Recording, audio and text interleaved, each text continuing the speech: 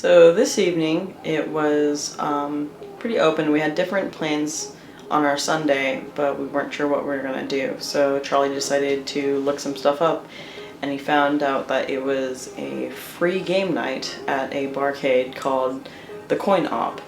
So we decided to go there and figure out what exactly this place was all about.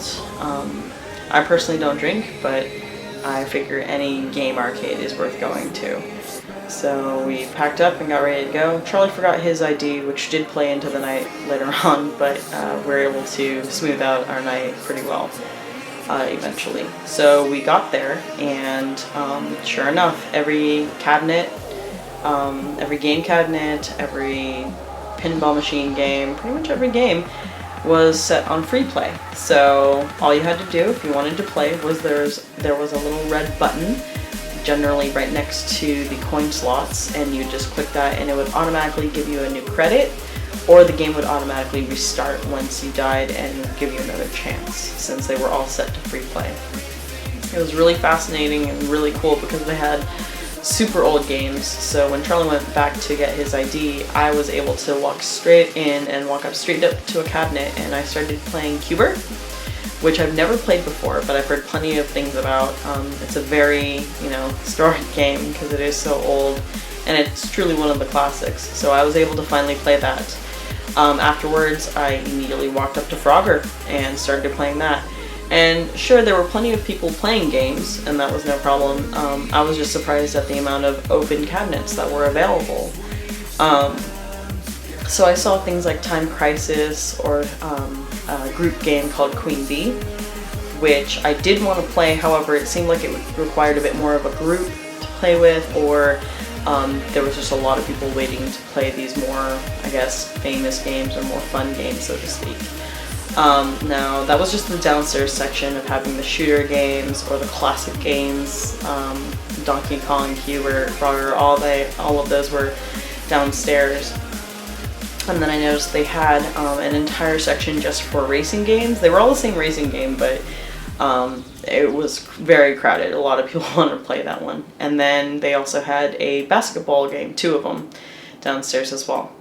Now, the second story, when you went up the stairs, had a 4-player Pac-Man, another driving kind of derby game, and then a Rampage World Tour. And that's actually what got me up there, was I looked up and I noticed Rampage World Tour, which is one of my favorite games. And then it also has an entire section of pinball machines, which I absolutely love. So I was able to play different versions of different pinball games. And there was generally at least one open at any given time, it seemed. 2 of them kind of went out of order because they are pretty old, and unfortunately the staff was unable to get some of them working again, so some of them were just kind of sitting there waiting for someone to play despite not being mechanically able. And they also had 2 classics that I was really interested in as well, and those were the Simpsons cabinet game, and then the Ninja Turtle one, which I never actually played any of those because I was really bad at games growing up, so I didn't want to waste my money, but I figure it's a free play time. So it was definitely worth it.